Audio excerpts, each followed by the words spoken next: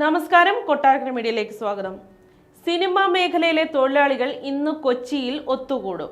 ഫെഫ്കയുടെ നേതൃത്വത്തിലാണ് തൊഴിലാളി സംഗമം സംഘടിപ്പിക്കുന്നത്.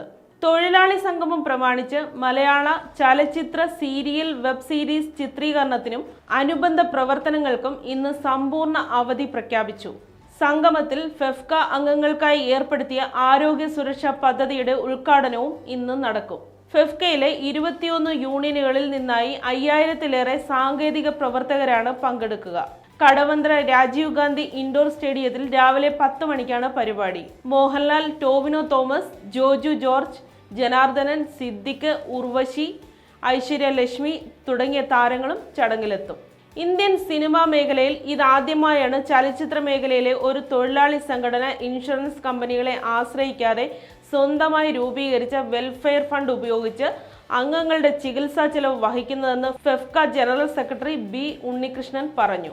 ഒരംഗത്തിന് പ്രതിവർഷം 3 ലക്ഷം രൂപ വരെയുള്ള ആശുപത്രി ചെലവാണ് വഹിക്കുക.